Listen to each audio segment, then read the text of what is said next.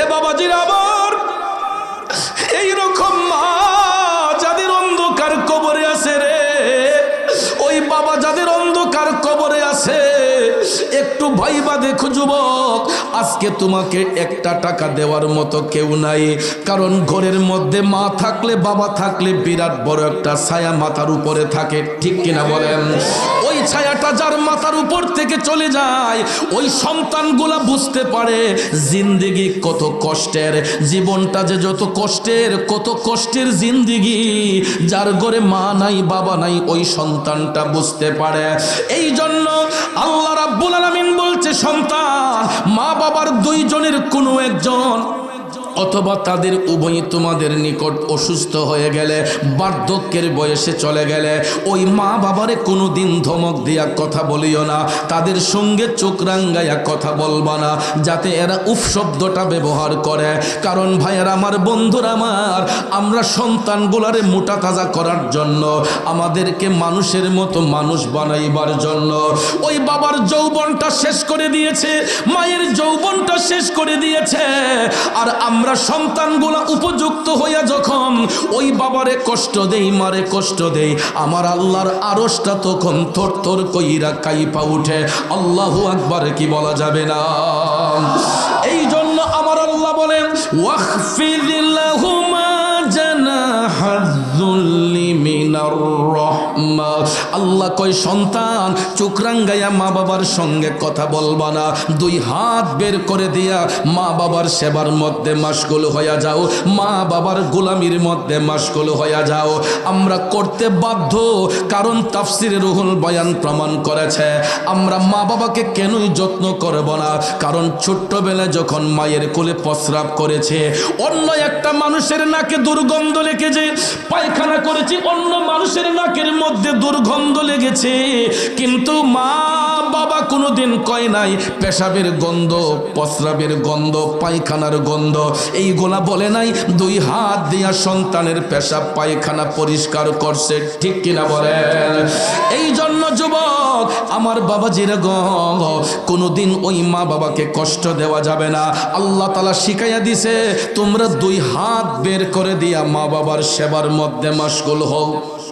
কারণ মা বাবা যখন বার্ধক্য হয়ে যায়, বয়স যখন 60-65 হয়ে যায়, তখন দেখবেন তারা শিশু বাচ্চার মতো হয়ে যায়, ঠিক না ঠিক?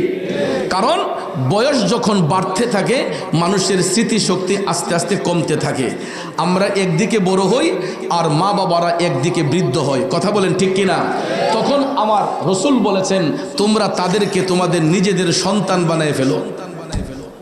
তখন তোমরা নিজেদের সন্তান বানিয়ে ফেলো মা বাবাকে।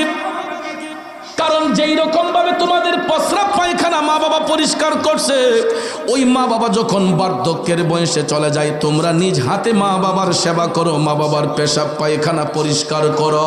এরপরেও তাদেরকে ধমক দিয়া কথা বলবা না।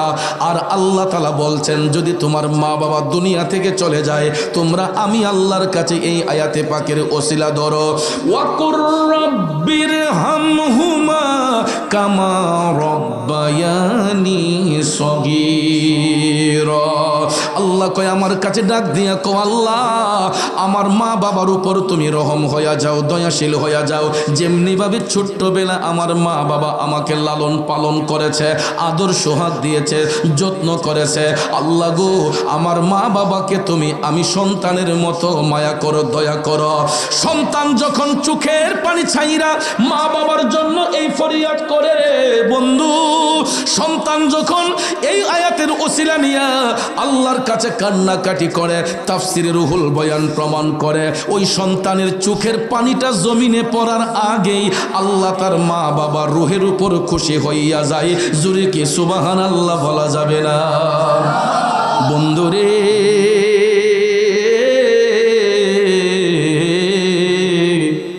হাদিস শরীফের মধ্যে আমার নবী কামলিওয়ালা বলছেন, যেই সন্তান রাইখা মা বাবা অন্ধকার কবরে চলে যায়, ওই সন্তান যদি মা বাবার জন্য চোখের পানি ছাইরা কান্দে, ওই সন্তান যদি মা বাবার জন্য চোখের পানি ছাইরা কান্দে, ওই পানিটার অবস্থা সম্পর্কে আমার রাসূল বলেছেন, এ সন্তান শুনো রে, আমার নবী বলছে সন্তান যদি তার মৃত মা বাবার জন্য মাগফিরাত কামনা করে যদি চোখের পানি ছাইরা দেয়, ওই চোখের পানিগুলা এক ধরনের মাছি আছে বাজান, ওই মাছির মাধ্যমে মাছির নাকের মুখে নিয়া, মাছির মুখে ওই পানিগুলা নিয়া মা বাবার কবরের ভিতর নিয়া ছিটাইয়া দেয়। আর মা বাবার কবরের মধ্যে সন্তানের চোখের পানিটা যখন পইরা যায় গো, আমার আল্লাহ কয় আমি আর বরদাস্ত করতে পারি না। সন্তান যখন মা বাবার জন্য চোখের পানি ছাইরা দেয়, আমার নবী কামলিওয়ালা বলেন ওই পানিটা আল্লাহ রহমতের পানি বানাইয়া সন্তানের চোখের পানি দিয়া মা বাবার কবরের উপর যখন ছিটাইয়া দেয়, ওই মা বাবার কবরের মধ্যে কোনো আযাব যদিও থাকে, সন্তানের চোখের পানির কারণে মা বাবার কবরের আযাব আল্লাহ নিভাইয়া দেয়। তাইলে বলুন মা বাবার সঙ্গে সদ্ব্যবহার করা দরকার আছে না নাই? যুবক বন্ধুরা, আমার বাবাজিরা, আল্লাহ রাব্বুল আলামিন কোরআন শরীফের মধ্যে বারবার করে সন্তানদেরকে তাকিদ করেছেন যে তোমরা পিতা মাতার খেদমত করো। ঠিক সেই রকম ভাবে হাদিস শরীফের মধ্যে আমার নবীজি বারবার করে বলেছেন তোমরা মায়ের সেবা করো।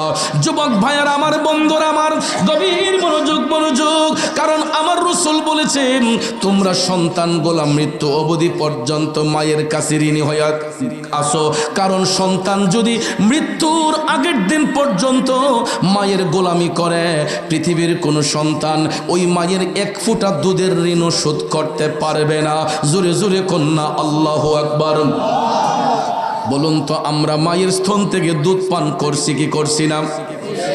এক যুবক বন্ধুরা, আমার বাবাজিরা, একটু ছোট্টবেলার কথা স্মরণ করুন।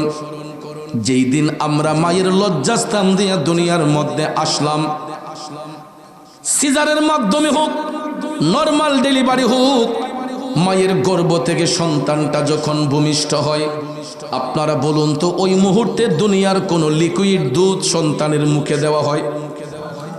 ল্যাকটোজেন বলেন, যত দোকানের দামি দামি দুধ বলেন, দুনিয়ার গাভীর দুধটাও যদি গরম করে বাচ্চার মুখে দেওয়া হইতো, দুধটা বেশি গরম হওয়ার কারণে শিশু বাচ্চার ঠোঁটটা পড়ে যাইতো।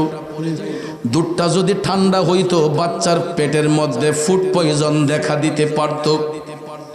কিন্তু আমার আল্লাহ কত দয়াবান, আমরা সন্তানগুলা দুনিয়াতে আসার আগ মুহূর্ত পর্যন্ত মায়ের স্তনের মধ্যে কোনো দুধ ছিল না, নাকি ছিল? সন্তান দুনিয়াতে আসার আগ মুহূর্ত পর্যন্ত মায়ের স্তনের মধ্যে কোনো দুধ ছিল না। কিন্তু সন্তানটা দুনিয়াতে ভূমিষ্ঠ হওয়ার সাথে সাথে আল্লাহ রাব্বুল আলামিন ওই মায়ের দুইটা স্তন খুইলা দেয়। বাচ্চা যখন মায়ের বুকের দুধের মধ্যে মুখ লাগায়, বাচ্চা যখন মায়ের স্তনের মধ্যে মুখটা লাগায়, মায়ের দুধটা পান করার সাথে সাথে ওই বাচ্চার কান্নাটা বন্ধ হয়ে যায়। ঠিক কিনা বলেন? আর ওই মায়ের বুকের দুধ তো শুধু একদিন আর 2 দিন নয়, প্রায় 2 থেকে আড়াই বছর পর্যন্ত, 2 থেকে আড়াই বছর পর্যন্ত সন্তানগুলা মায়ের স্তন থেকে দুধ পান করে। বন্ধুরে, আমার রাসূল বলেছেন 2-2.5 বছর না, তুমি যে 1 ফোঁটা দুধ পান করছো, এই একটা ফোঁটা দুধের ঋণ পৃথিবীর কোন সন্তান মৃত্যুর আগ পর্যন্ত শোধ করতে পারবে না। আওয়াজ করে বলুন ঠিক না বেঠে? এই জন্য কবি বলেছেন, ও মায়ের একদার দুধের দাম কাটিয়া গায়ের চাম, একদার দুধের দাম, মায়ের একদার দুধের দাম কাটিয়া গায়ের চাম, পাপুষ বানাইয়া ঋণের সুদ হবে না, এমন দরদি ভবে কেউ হবে না আমাগো, এমন দরদি ভবে কেউ হবে না আমার মাগো। ঠিক কিনা বলেন বন্ধুরে?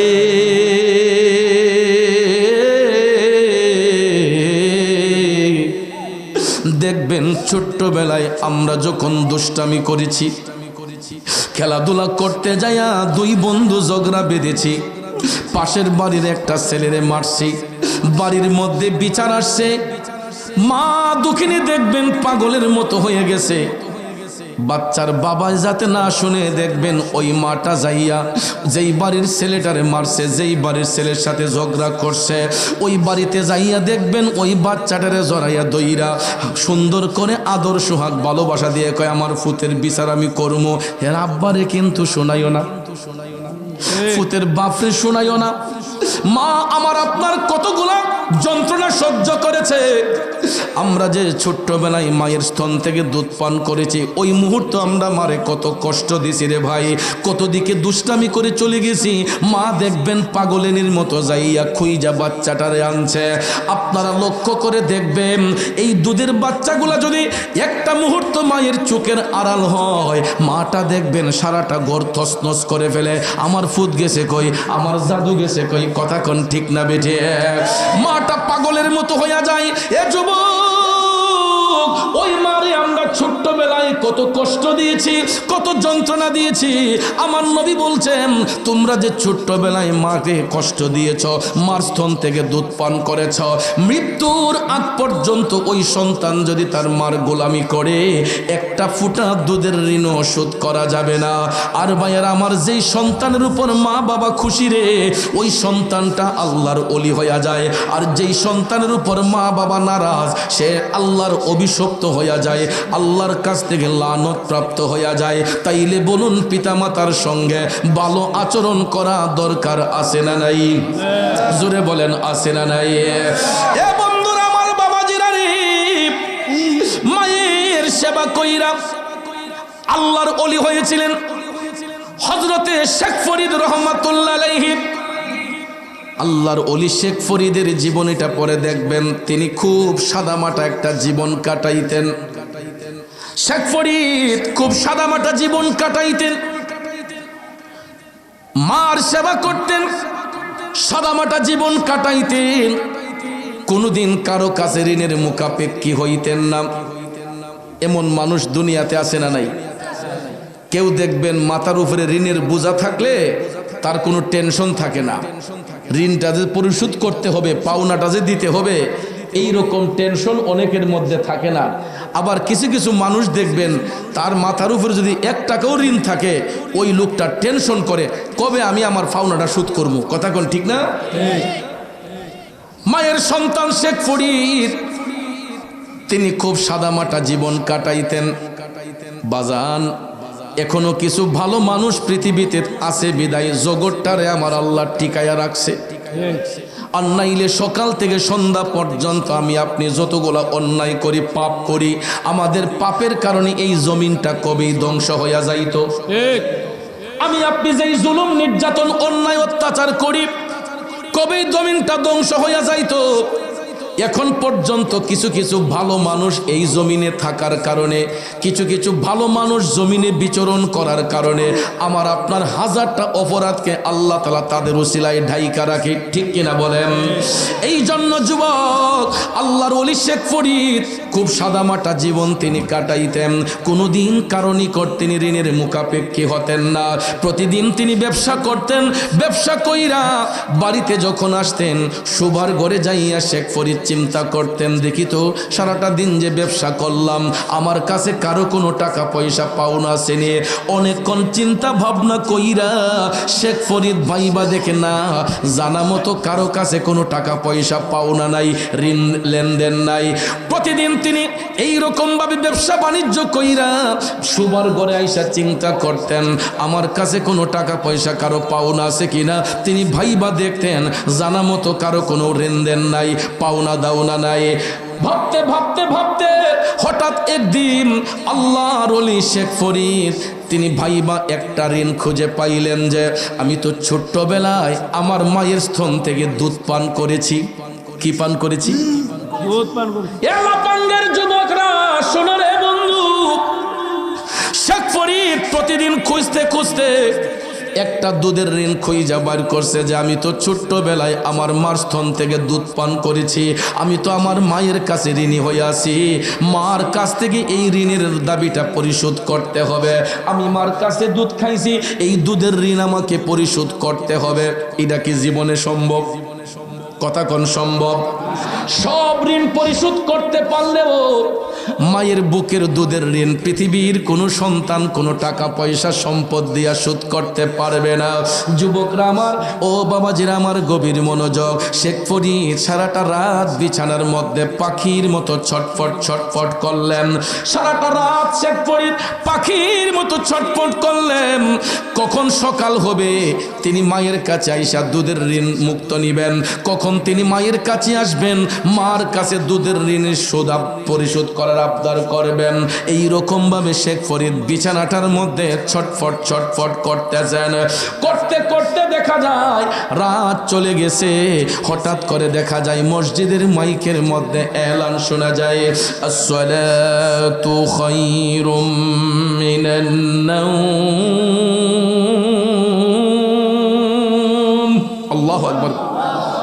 আপনারা বলেন, এই আওয়াজটা শুনলে কোনো মানুষ কি আর বিছানায় পিঠ রাখতে পারে? সাত রাতের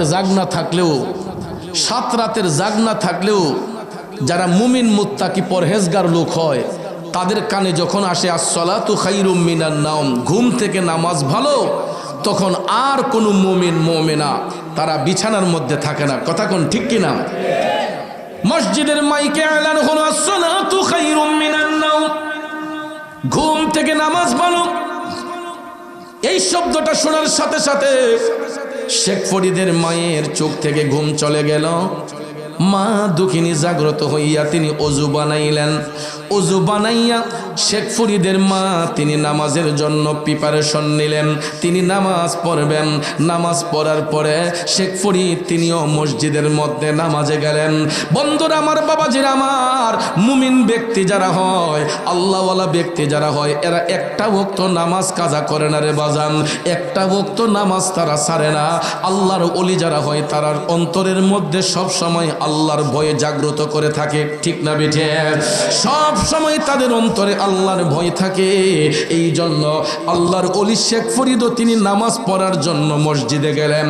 মা দুঃখিনী ঘুম থেকে ওইটা তিনি ওযু বানাইয়া ফজরের নামাজ পড়লেন।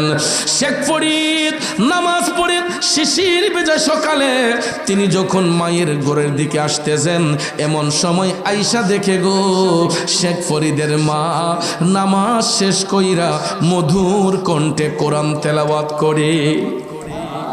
কি তেলাওয়াত করে? কোরআন তেলাওয়াত করে। আর এখনের মারা তারা সারা রাত সিরিয়াল দেখা মোবাইল টিপা ফজরের নামাজ পড়বে দূরের কথা, ঘরের দরজা খুলতেই নারাজ। কথা বলে না? গ্রাম তো এখন আর গ্রাম না, গ্রামও এখন শহর হয়ে গেছে।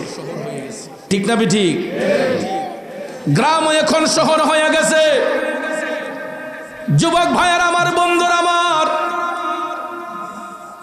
তখনকার যুগের মা বোনেরা চুলার মধ্যে রান্না করতে গেলেও লাকড়ির চুলা জ্বালাইয়া রান্না করতে হইছে। আর এখন কিন্তু ঘরে ঘরে গ্যাস আছে। কিন্তু ভাইয়ার আমার, বর্তমানে যদিও গ্যাসের ক্রাইসিস হয়, মানুষের পকেটে টাকা আছে, দেখবেন মোটা অঙ্কের টাকা দিয়ে হইল সিলিন্ডার কিনে আনে।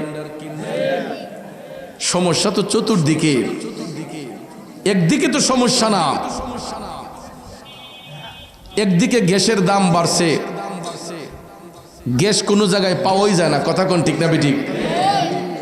আবার কিনতে গেল অনেক টাকা গুনতে হয়। কথা কোন ঠিক না? দেশের উপর একটা বড় ধরনের করবালা যাচ্ছে, অনেক বড় ধরনের একটা ঝড়ঝাপটা যাচ্ছে। আমরা সাধারণ মানুষগুলা বিপাকে পড়ে আছি। কথা কোন ঠিক কিনা? গভীর মনোযোগ। সেই দিকে গেলে আলোচনা লম্বা হয়ে যাবে, এই জন্য আমি সেই দিকে যাব না। আগেকার যুগের মা চাচিরা চুলার মধ্যে রান্না করেছেন লাকড়ি দিয়া।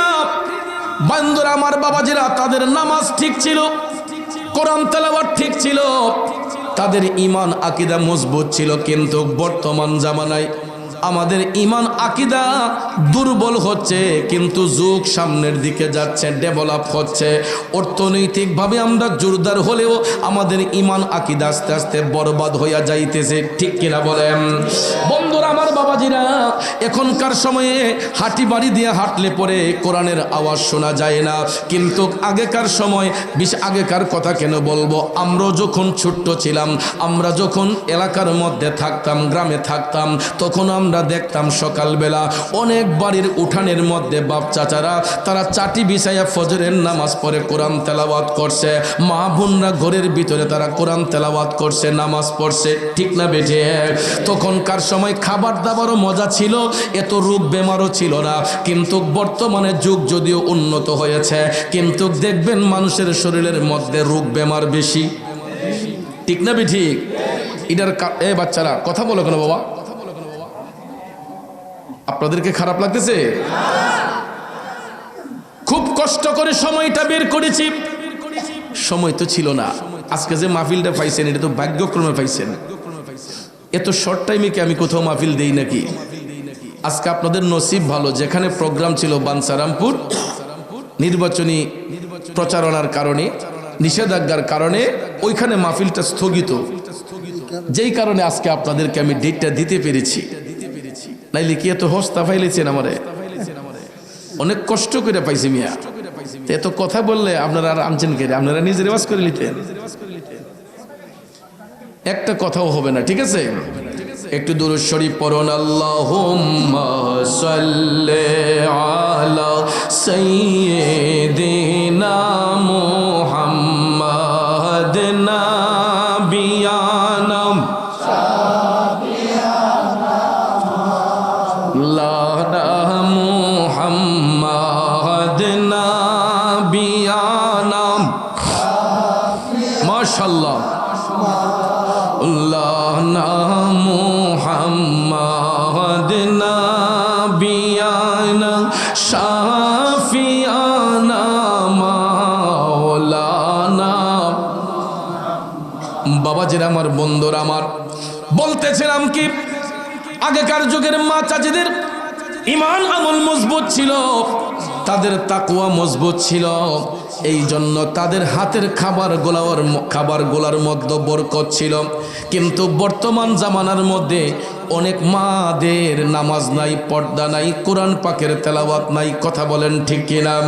বন্ধুরা আমার, বাবাজিরা, কোনো এক সময় যখন মেয়ে চাইতে যাইতো, ছেলের জন্য যখন মেয়ে চাইতে যাইতো, আগে বরপক্ষরা গিয়েই বলতো, মেয়ে যখন দেখতে যাইতো প্রথমে জিজ্ঞেস করতো, মা আপনি কি কোরআন শরীফ পড়ছেন নি?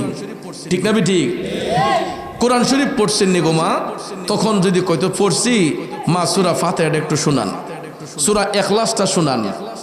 আগেকার যুগে বাপ চাচারা যখন ছেলের জন্য মেয়ে চাইতে গেছে, আগে এই জিনিসটা জিজ্ঞেসে, মা গো আপনি কোরআন শরীফ পড়তে পারেননি, একটু আলহামদু শরীফটা বলেন তো, সূরা ইখলাসটা বলেন তো। তখন ওই যুগের মেয়েরাও, মা বোনরাও তারা সুন্দর করে পয়রা শোনাই দিত, ঠিক না ঠিক? কিন্তু ভাইয়ার আমার, বর্তমান জামানায় আমরা টাকাওয়ালা হয়ে গেছি, সম্পদওয়ালা হয়ে গেছি, এই জন্য খালি রূপ সুন্দরী কদুরমা বিচারি, কথা বলেন ঠিক না ঠিক? গিয়া জিজ্ঞেস করে না যে, মাগো তোমার আরবি পড়ালেখা আসেনি, তুমি কোরআন শরীফটা পড়তে পারোনি, তুমি ভালো কইরা নামাজের নিয়তগুলা জানোনি, এইগুলা জিগায় না। আগে দেখে মেয়েটার ফিটনেস ঠিক আসেনি, মেয়েটা লম্বা আসেনি, মেয়েটা স্মার্ট নি, চামড়াটা দোলানি, ইডিয়াকে বিচারে, কথা কোন ঠিক না ঠিক? ভাইয়ার আমার, বন্ধুর আমার, আপনি রূপ সুন্দর দিয়া কি করবেন যদি তার গুণ সুন্দর না হয়? এই জন্য রূপের পূজারী হইবেন না, গুণের পূজারী হইবেন। মুরব্বীরা গ্রামের ভাষায় বলে, জাতের মেয়ে কালো ভালো, নদীর জল গোলাও ভালো, ঠিক না বেঠিক? আপনি জাত দিয়া, বন্ধুরা আমার, এই আপনার রূপ দিয়া কি করবেন, চামড়া সুন্দর দিয়া কি করবেন যদি তার চরিত্র সুন্দর না হয়? এখনো যদি আমরা চরিত্রবান মেয়ে খুঁজতে যাই, দেখবেন একটা ভালো মেয়ে যদি ঘরের মধ্যে আনেন, ওই পেট থেকে যেই সন্তানগুলা ভূমিষ্ঠ হবে, এই সন্তানগুলো নেককার হবে। মেয়েটা যদি আমলি হয়, দেখবেন পরিবারটা সুন্দর হয়। মেয়েটা যদি বেআমলি হয়, মাটা যদি বেআমলি হয়, ওই ঘরের মধ্যে কোনোদিন রহমত আসবে না, ওই পেট থেকে কোনোদিন নেককার সন্তান আসবে না। এই জন্য আমি প্রায় মাহফিলে একটা ছন্দ বলি, বাপ বালা যার ফুত বালা তার মা বালা তার জি, গাই ভালো তার বাছুর ভালো দুধ ভালো তার ঘি। আরে বাবা ভালো তো ছেলে ভালো, মা ভালো তো জি, গাই ভালো তো বাছুর ভালো দুধ ভালো তো ঘি। বাজান রে, গাছের গোড়া যদি সুন্দর হয় আগার ফল সুন্দর হয়, গোড়ায় যদি সমস্যা হয় আগার ফল কোনোদিন সুন্দর হয় না। এই জন্য মা বাবা যদি নেককার হয়, মা বাবা যদি আমলি হয়, ওই পেট থেকে ওই জাত থেকে সবসময় ভালো কিছু আসবে।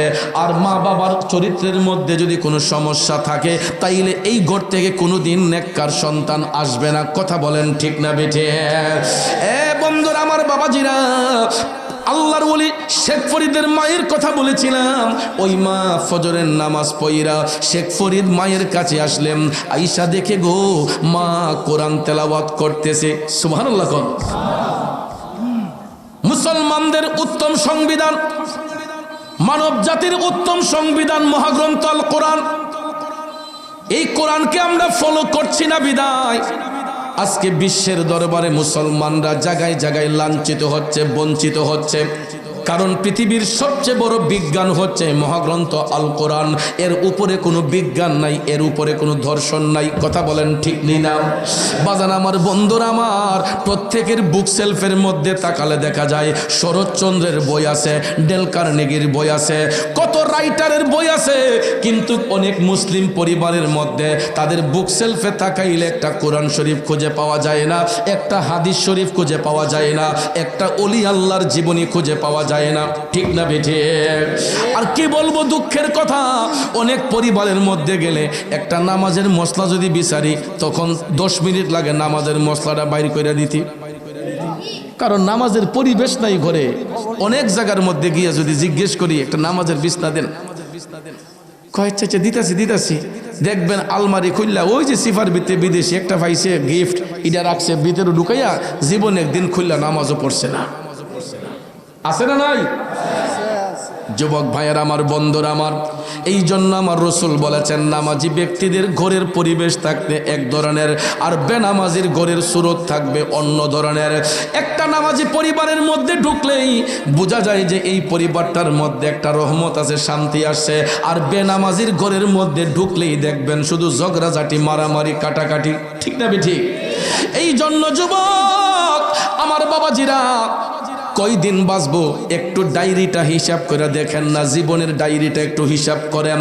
বয়স তো অনেকের 50 হয়ে গেছে, 40 হয়ে গেছে, অনেকের এর উপরে হয়ে গেছে। বাজান আমার, বন্ধুরা আমার, লাইফের তো কোনো নিশ্চয়তা নাই, আর বাঁচবো কয়দিন। এই জন্য চিটারি বাটফারি ছেড়ে দিয়া, ধান্দাবাজি ছেড়ে দিয়া, ইত্তাকুল্লাহ, আল্লাহকে ভয় করো, নেক আমলের দিকে দাবিত হয়ে যাও। ঘরে মা বাবা থাকলে তাদের সেবার মধ্যে দাবিত হয়ে যাও। বন্ধু, শেখ ফরিদের মা কোরআন তেলাওয়াত করতেছেন। শেখ ফরিদ আইসা যখন মায়ের শিয়রে দাঁড়ায় আছে, মা তো কোরআন তেলাওয়াতে ব্যস্ত। যখন সন্তানের গায়ের আভাস পাইলেন, শেখ ফরিদের মা কোরআন শরীফ তেলাওয়াত শেষ করলেন। কইরা সন্তানের মুখের দিকে তাকাইছে।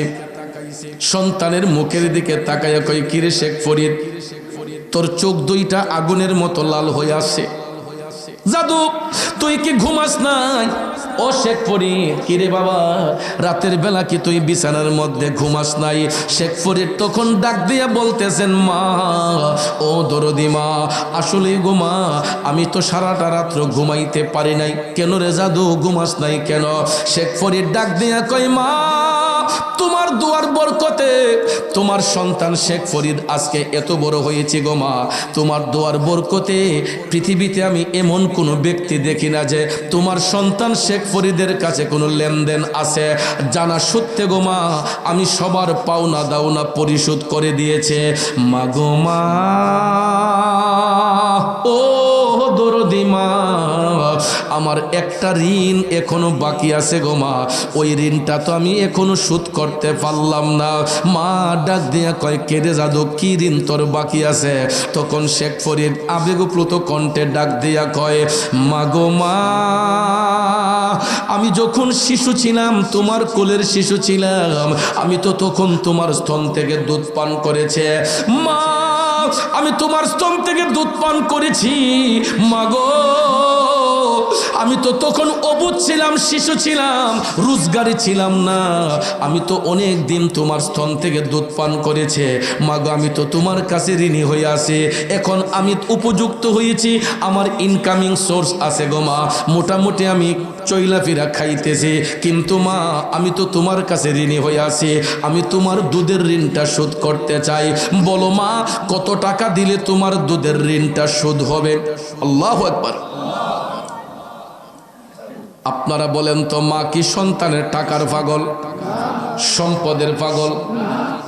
এ যুবক বন্ধুরা, আমার বাবাজিরা, শেখ ফরিদ যখন মারি কথা শোনাইলো, মা টপ টপ করে চোখের পানি সাইরা কান্না শুরু করে দিল। পুত্রে, এটা কে শোনাইলে রে জাদু? শেখ ফরিদ কয়, মা কথা বলো না কেন, বলো কত টাকা দিলে শোধ হবে? মা কানতে কানতে মায়ের বাক শক্তি বন্ধ হয়ে গেছে, সন্তানদের জবাব দিব কি, মার জবান দিয়া কোনো কথাই আসে না।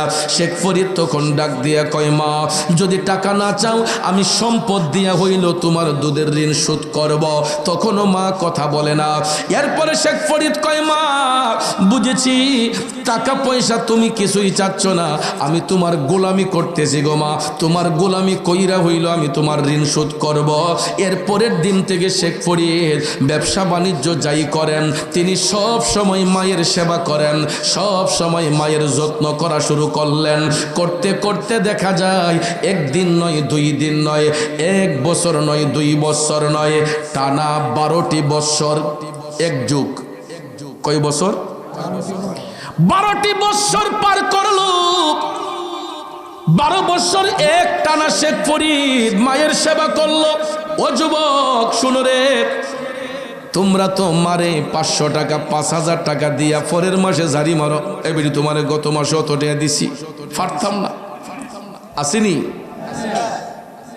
কত সন্তান দেখবেন বাবার যদি 5000 টাকা দেয়, পরের মাসে বেড়া যদি পুত্রে দেশ না কটা টাকা খরচের টাকা দিয়ে শেষ হয়ে গেছে গা, কয় কফিল বালানা বেতন পাইছি না, ঠিক না বেটি? ঘরের স্ত্রী যদি কয়, নবীনগর বাজারে যে সুন্দর একটা শাড়ি দেখছি, 3000 টাকা হইলে শাড়িটা আনা যাইব, কয় কয় আব্বা কি তোমার দাঁড়ো, আম্মা তোমার দাঁড়ো, কয় না, কয় লাগা ঘরে বাবিতে 5000 টাকা লইয়া যাও, শাড়ির দাম 3000, কয় 5000 টাকা লইয়া যাও, তাড়াতাড়ি শাড়িটা আনো। দেখো আব্বা যাতে না শুনে, আম্মা যাতে না শুনে, ঠিক না বেটি? বাবার জন্য টাকা নাই, স্ত্রীর জন্য টাকার অভাব নাই। পাগল সন্তান, স্ত্রীকে স্ত্রীর মর্যাদা দেও, অসুবিধা তো নাই, তোমার স্ত্রীকে তো অন্যজনে দিবে না, তুমিই তো দিবা ভাই। স্ত্রীকে স্ত্রীর মর্যাদা দাও, মা বাবারে মা বাবার মর্যাদা দাও, ঠিক না বেঠিক? মা বাবার সেবা করো, স্ত্রীকে স্ত্রীর মর্যাদা প্রদান করো, অসুবিধা তো নাই। তোমার বাবা যদি তোমার কাছে টাকা চাই, তুমি ডাইরেক্টলি না করো বা কেমনে? কারণ ওই বাবাটা তো তোমাকে মানুষ করতে যাইয়া দিনকে দিন বলে নাই, রাতকে রাত বলে নাই। বন্ধু, একটা কষ্টের কথা শুনুন, আমি প্রায় সময় তো মাহফিল থেকে রাতের বেলা ফিরি, প্রতি রাত্রেই 12টা 1টা 2টা হয়। 1টা 2টার সময় যখন রাস্তা দিয়া যায়, অনেক দূর থেকে আমি লক্ষ্য করি কিছু কিছু টর্চ লাইট দেখা যায়, টর্চ লাইট টিপতাছে। যখন গাড়িটা যখন তাদের পাশে আসে, তখন দেখি কয়েকজন মানুষ জাল কান্দে লইয়া, এরা জাল কান্দে লইয়া এরা টর্চ লাইট টিপ্পা টিপ্পা তাদের গন্তব্যে যায়। জিজ্ঞেস করলাম, ভাই এত রাতে কোথায় যান? কয় হুজুর মাছ ধরমু। কি ধরমু? এই যে মাঘ মাসে শীত, এই মাঘ মাইয়া শীতের মধ্যে আমরা ঠান্ডা পানিতে হাত দিলেই আমরা শরীরে যারা মারে, ঠিক না ঠিক? কিন্তু আমার দেশের মধ্যে এখনো কিছু জেলে বাবা আছে, যারা রাত 2টা 2:30টার সময় এই ঠান্ডা পানির মধ্যে নাইবা, ঠান্ডা পানির মধ্যে নাইমা ঘন্টার পর ঘন্টা পুকুরের মধ্যে সাঁতরায়া মাছ শিকার করে, আছে না নাই? কিন্তু যাইয়া দেখেন ওই বাবাটা তার সন্তানটারে নরম বিছানার মধ্যে ঘুম পাড়ায় আসছে। ফুতেরে কষ্ট দিছে না, জাদুর সাথে ঠান্ডা না লাগে, বাচ্চার যাতে কষ্ট না হয়, বাচ্চাটারে কম্বলের নিচে ঘুম পাড়াইয়া এই মাঘ মাসে শীতের মধ্যে বাবাটা পুকুরের মধ্যে নাইমা গোসল, পুকুরের মধ্যে নাইমা সাঁতরাইয়া মাছ শিকার করছে। জিজ্ঞেস করলাম, ভাই এই যে শীতের মধ্যে নাইমা আপনি মাছটা ধরেন, এই রাতের বেলায় মাছ ধইরা কয় টাকা পান? কয় হুজুর মিলে 1800 মিলে। বাঘের মাঝে 4 জন 5 জনের জনপ্রতি ভাগে 700-800 টাকা, কোনোদিন 1000 টাকাও মিলে। তো চিন্তা করলাম যে এই 800 টাকা 1000 টাকা এই ব্যক্তিটা এত কষ্ট করে ইনকাম করলো, এরপরে তো একটা টাকা নিজের জন্য খরচ করে না, এই পুরাটা টাকা নিয়ে বাচ্চাদের জন্য ব্যবহার করে। কথা কোন ঠিক না বেঠিক? আর ওই সন্তানগুলা বাবার জন্য টাকা হয় না, মার জন্য টাকা হয় না। যুবক শুনো রে, আল্লাহর ওলি শেখ ফরিদ মায়ের ঋণ শোধ করার জন্য তিনি 1 দিন নয় 2 দিন নয়, একটানা 12টি বছর মার গোলামি করছে। কয় বছর? 12টা বছর শেখ ফরিদ মারে কান্দে লইয়া হাঁটলো, মার গোলামি করলো। 12টা বছর পরে কান্দের মধ্য থেকে মারে লামাইয়া শেখ ফরিদ ডাক দিয়া কয়, মা গো মা, ও দরদি মা, আমি 1 দিন নয় 2 দিন নয় 12টা বছর গো মা তোমারে কান্দে লইয়া হাঁটলাম, তুমি মায়ের সেবা করলাম, তোমার গোলামি করলাম। আম্মা গো এখন বলো না তোমার দুধের ঋণ শোধ হইছে নে? 12 বছর পরে মা পুত্রের কথা হয়, মা ডাক দিয়া কই, ওরে পাগল ছেলে শেখ ফরিদ, আমি তো শুধু তোর আলামতিটা দেখতেছি। বাজান রে, তুই কি আমার নবীর হাদিস শরীফ পড়স নাই? আমার নবী কামলিওয়ালা তো হাদিস শরীফের মধ্যে বলেছেন, মৃত্যুর আগের দিন পর্যন্ত সন্তান যদি মায়ের গোলামি করে, ওই মায়ের একটা ফোঁটা দুধের ঋণ শোধ করা যায় না। কথাটা শুনতে না শুনতেই শেখ ফরিদ দাঁড়ানো ছিল, অজ্ঞান হইয়া গেছে। শেখ ফরিদ অজ্ঞান হয়ে গেল। তখন সেন্স যখন ফিরে আসলো, শেখ ফরিদ মারে পায়ের মধ্যে জড়ায়া দইরা ডাক দিয়া কয়, মা ও দরদি মা, আমার ভুল হয়ে গেছে গো মা গো, আজকের পর থেকে আর কোনোদিন এই প্রশ্ন তোমারে করব না গো মা। মৃত্যু অবধি পর্যন্ত তুমি মায়ের গোলামি করলেও তো 1 ফোঁটা দুধের ঋণ আমি শোধ করতে পারবো না। তাইলে তো গো মা আমি অনেক বড় ধরনের ভুল করে ফেলেছি। তখন শেখ ফরিদ 12 বছর গোলামি কইরা মার কাছ থেকে এই উত্তর পাইয়া মায়ের পায়ে জড়াইয়া দইরা কয়, আম্মা আর কোনোদিন বলবো না, আর কোনোদিন এই দাবি তোমাকে করব না। বন্ধুরা আমার, বাবাজিরা, অথচ দেখেন আমরা সন্তানগুলা উপযুক্ত হইলে, 2টা 3টা সন্তান যখন উপযুক্ত হয়, তখন আমরা মা বাবারে অনেক বড় বোঝা মনে করি। তখন দেখবেন মা বাবারে নিয়ে টানাটানি শুরু হয়, ভাগাভাগি শুরু হয়। বড় মিয়া কয় আমি খাওয়াই মা আব্বারে, মাইজুম মিয়া কয় আমি খাওয়াই মা আম্মারে, আসেনি মিয়া? এরপরে দেখবেন ছোট মিয়া মাইজুম মিয়া 2-1 মাস খাওয়াইয়া কয়, রে আমার কদ্দুর বেশ হবা আম্মা, তোমার ছোট ফুতে লোকে খাও, আসেনি? মা বাপ যখন বৃদ্ধের কোটায় হয়, তখন দেখবেন এরারে নিয়ে টানা হেসরা শুরু হইয়া যায়, তুমি অমুকের লোকে খাইও, তুমি অমুকের লোকে খাইও। কিন্তু কয় না যে আব্বা আম্মা আমার চামড়াটা বিচ্ছইল, তোমরা খেজমত করবো, তোমরা মৃত্যুর আগ পর্যন্ত আমি যতদিন বাচ্চা আছি আমার কাছে খাইবা। এই কথা কন না, লোক কমই আছে। কথা কন ঠিক না ঠিক? এ যুবক বন্ধুরা আমার, বাবাজিরা, ভাগাভাগি করতেছো। তোমরা সন্তানগুলা যখন ছোট্ট ছিলা, একটা ডেগের ভাত খাইয়া 3টা 4টা ভাই বড় হইছ, একটা ডেগের ভাত খাইয়া তরকারি খাইয়া 3টা 4টা সন্তানকে বাবা পালন করছে, লালন করছে, পড়াশোনার খরচ দিছে, সব কিছু ব্যাকআপ দিছে, তোমারে বিদেশ পাঠাইছে, তোমারে চাকরির ব্যবস্থা কইরা দিছে।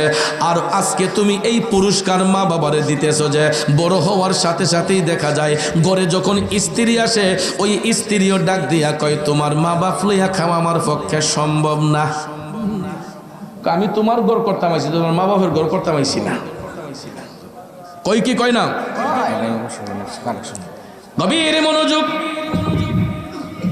বন্ধুরা আমার, বাবাজিরা, এমন অভিযোগ অনেক পরিবারের মধ্যে আছে। দেখবেন কিছু কিছু সন্তান স্ত্রীর ধোঁকায় পইরা মা বাবারে কষ্ট দিয়া কয়, আব্বা আমি দরকার হয় তোমার টাকা দিব না, তুমি আম্মার লিয়া আলাদাই খাও। ঠিক না বেটি? স্ত্রীর ডরে দেখবেন কিছু কিছু মা বাপ তারা বৃদ্ধ হয়ে গেছে, এরপরও চুলা জ্বালে খাওয়ান লাগে। কিন্তু আমরা অনেক সন্তান আছি, আমার কথাগুলো কি আপনাদের কাছে খুব খারাপ লাগতেছে? এই কথার মধ্যে যৌক্তিকতা আছে না নাই? অনেক পরিবার কিন্তু এইরকম অশান্তির আগুনে জ্বলতেছে, অনেকটা পরিবার এইরকম অশান্তির ধাবানো জ্বলতেছে। ভাইয়ের আমার, বন্ধুরা আমার, আপনার এই নবীনগরের মধ্যেই অনেক অভিযোগ আমার কাছে আছে। আমার মুরিদ সন্তানদের মধ্যে একজন বৃদ্ধ মুরিদ আমার ওই দিন গিয়ে আমার কাছে কান্দা দিছে, কয় বাজান আমি হজে যাইমু, এটা তো আমার জিফুত খুশি না, এটা তো আমার পোলাপান খুশি না। ভদ্রলোক জায়গা বিক্রি করছে, নিজের অর্জিত সম্পদ, এই জায়গা বিক্রি কইরা এই বুক হজে যাইব। কেন হজে যাইব? টাকা কেন ছেলে মেয়েরে দিল না, এই জন্য বাপের উপরে তার ওই অভিযোগ। অথচ প্রত্যেকটা সন্তান বিদেশে, তাদের অবস্থানও ভালো, কিন্তু বাপরে মক্কা শরীফ মদিনা শরীফ দেখাইব, এই খরচটা দেওয়ার মতো সুযোগ সামর্থ্য তাদের নাই। কিন্তু ভদ্রলোক নিজের টাকা দিয়ে হজে যাবেন, এরপর ওইখানেও বাধা, কেন তাদের টাকাটা বাদ করে দিল না? তাইলে চিন্তা করেন, এই পুরস্কার পাওয়ার জন্য কি মা বাপ সন্তান পালে? নবীনগর লাপাঙ্গের যুবকরা, তোমাদের পায়ে হাত ধরে বলবো রে, ওই মা বাবার কষ্ট দিয়া জাহান্নামের রাস্তা খুঁইজ না। জান্নাত যদি পেতে হয় এখনো সময় আছে, মা বাবার গোলামিতে মাশগুল হইয়া যাও। শেখ ফরিদ ডাক দিয়া কয়, মা আর কোনোদিন তোমারে আমি এই কথা বলবো না গো মা, আর কোনোদিন তোমার সাথে আমি এই আচরণ করব না। পরের দিন থেকে শেখ ফরিদ মার সেবা করা শুরু করে দিল। করতে করতে করতে হঠাৎ একদিন নামাজের মুসল্লায়, ফজরের নামাজ পইরা নামাজের মুসল্লায় বৈশা শেখ ফরিদের মা দুইটা হাত তুলে আমার আল্লাহরে ডাক দিয়েছে, আল্লাহ আমার শেখ ফরিদ রে তুমি ওলি বানাইয়া দাও, শেখ ফরিদ রে তুমি ওলি বানাইয়া দাও। এ বন্ধু, মার দোয়া যদি এক পাল্লায় থাকে, পৃথিবীর সব মানুষের মুনাজাত যদি এক পাল্লায় থাকে, আমার নবী বলছেন ওই মায়ের একটা মুনাজাতের পাল্লাই বাড়ি হইয়া যায়। আল্লাহু আকবার কি বলবেন না? ভাইয়ের আমার, বন্ধুরা আমার, ঘর থেকে বের হবেন, মার দোয়া নিয়ে বের হইবেন, ঘরে আসবেন, আবার মার দোয়া নিবেন। দেখবেন আমি পাপি জবানে বললাম, আপনার কোনো রাস্তায় কোনো ঘাটে আপনি আটকা পড়বেন না, কোনো জায়গায় আপনার বিপদ হবে না। বন্ধুরে, আমি নিজেকে অনেক গর্বিত মনে করি, কেন জানেননি? আমরা 4টা ভাইয়ের মধ্যে শুধু একমাত্র আমি মাদ্রাসায় পড়াশোনা করছি। আমরাও 4 ভাই 2 বোন। তো আমার মা আমারে মাদ্রাসা দিছিলেন, আমারে মাদ্রাসায় ভর্তি করাইছেন, কিন্তু আব্বার ইচ্ছা ছিল যে আমারে স্কুলেই পড়াইবেন। কিন্তু আমি যে মাদ্রাসায় পড়মু, এদের পিছনে অনেক বড় হিস্টোরি আছে মিয়া। আমি যখন আমার মার পেটে ছিলাম, তখন আমার নানা হুজুর আমার আম্মারে বলছিলেন যে এবার তোমার পেটের থেকে যে ডাইব, এটার আল্লাহর রাস্তায় দিয়ে দিও। যে আজকালের কথা, আমার বয়স তখন 42 চলতেছে, 42 ওভার হয়ে যাচ্ছে। তো আমার নানা হুজুর মাসিয়াতার পিসাব দরবেশা রহমতুল্লাহ আলাইহি, তো 42 বছর আগে কি হতো? আল্ট্রাসাউন্ড আসিল মিয়া, হ্যাঁ? এখন না আল্ট্রাসাউন্ড কইয়া দেয় এটা ছেলে না মেয়ে। তো 42 বছর আগে তো আল্ট্রাসাউন্ডের এত উন্নত প্রযুক্তি ব্যবস্থা ছিল না। আমার নানা হুজুর যখন সুনামগঞ্জে সফরে যাচ্ছেন, তখন আমাদের বাড়িতে স্টোভ দিয়ে যাইতেন, কারণ তখন তো রাস্তাঘাটে তো ভালো ছিল না। আমার আম্মারে বিয়ে দিছে হবিগঞ্জে, তো আমাদের বাড়িতে অবস্থান কইরা যখন শুনছে যে দুনিয়াতে কেউ আসবে, তখন আমি পাগলা আমার মার গর্বে ছিলাম। আমার আম্মারে কইছে যে জি এবার তোমার পেট থেকে যেটা এটা আল্লাহ রাস্তায় দিলেই। এরপরে আমি যখন দুনিয়াতে আইছি, তখন আমার ছোটবেলা থেকে আমার আব্বা তো চেয়ারম্যান, আমার স্কুলে ভর্তি করে আর আমি খালি ফেল করি।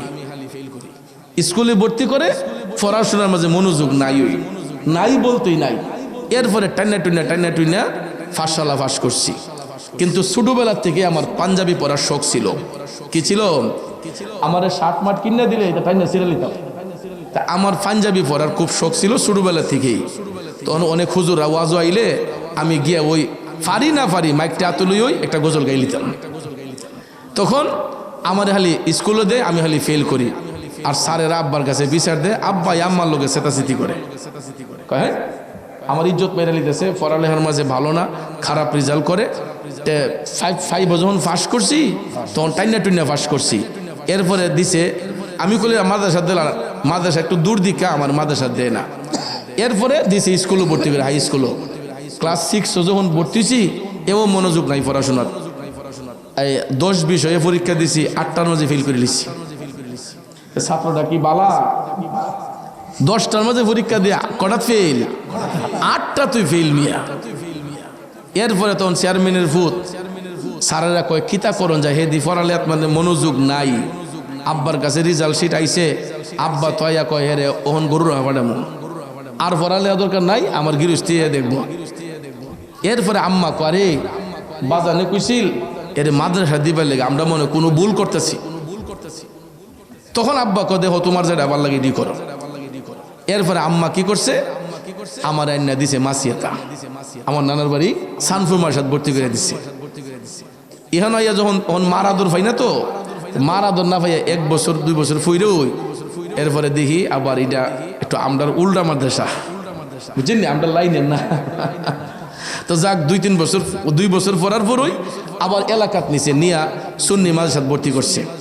এই যে পড়াশোনাত মন বসছিল, আল্লাহ রহমতে আপনাদের দুয়ার বরকতে আমার কোনো রেজাল্ট 2nd ডিভিশন না, অল ফার্স্ট ক্লাস।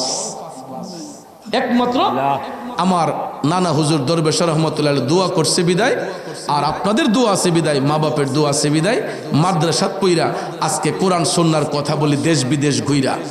ভাইয়ার আমার, বন্ধুরা আমার, বাকি 4টা ভাই, 3টা ভাই, আমি সহ 4 জন, সবাই কিন্তু মাস্টার ডিগ্রি কমপ্লিট। কিন্তু এখনো আমার ভাইয়েরা ব্যস্ততার কারণে হয়তো আসতে পারে নাই। কিন্তু আমি এখন যাইলেই আগে আমার বাপের কবর জিয়ারত করি, দাদা দাদির কবর জিয়ারত করি, আমার বাড়িতে মিলাদ মাহফিল হইলে আমি গিয়া মোনাজাত করি। তাইলে যদি মাদ্রাসায় আজকে না পড়তাম, এইটুকু করতে পারতাম? ভাইয়ের আমার, বন্ধুরা আমার, এই জন্য আপনাদেরও আমি জোরহাত করে বলে যাব, অন্তত একটা সন্তানকে দিনী শিক্ষায় শিক্ষিত বানাইবে, মাদ্রাসা শিক্ষায় শিক্ষিত বানাইবেন। আপনি মারা যাবার পরে ওই সন্তানটা একবার না একবার হলেও আপনার কবরের পারে গিয়ে হাতটা তুইলা দোয়া করবে যে ওয়াকুর রাব্বির হামহুমা কামা রাব্বায়ানি সগীরা। সন্তান যদি আলেম হয় তখন দেখবেন ওই সন্তান মা বাবার প্রতি যত্নশীল হবে। আর যদি সন্তান আলেম না হয়, যদি এদিক সেদিক চলাফেরা করে লাঞ্ছিত হয়ে যাওয়ার কারণে অনেক সময় কিছু কিছু সন্তান মা বাবার সাথে বিয়াদবি করে ফেলে। এই জন্য যুবক ভাইয়ের আমার, বন্ধুরা আমার, হাদিস শরীফে আমার রসুল বলেছেন, মৃত্যু অবধি পর্যন্ত একটা ফুটা দুধের ঋণও কোনো সন্তান মা বাবার শোধ করতে পারবে না। আমরা মা বাবার কাছে চিরঋণী।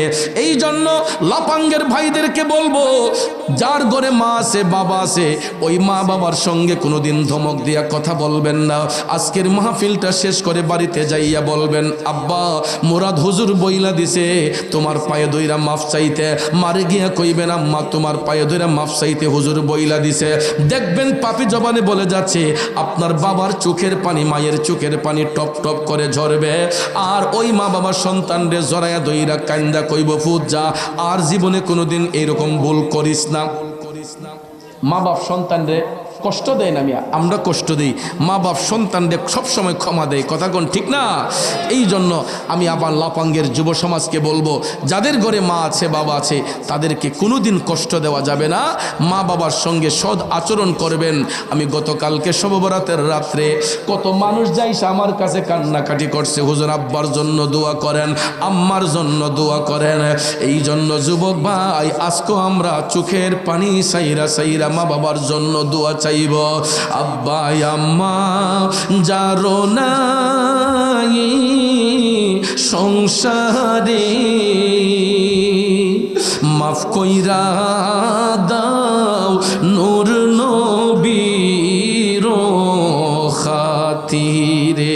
যুবক চোখের পানি গোলা সাইরা দিও মা বাবার জন্য, কারণ এই মাহফিল হওয়াতে শুধু আমরাই খুশি না, এলাকার কবরবাসীর রুহ আরো বেশি বেশি খুশি, ঠিক কিনা কন?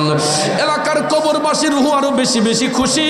এই জন্য আপনাদেরকে অনুরোধ করে বলবো, কোনোদিন মার মনে বাবার মনে কষ্ট দেওয়া যাবে না, কারণ মা বাবার দিলে কষ্ট দিলে ওলি হওয়া যায় না।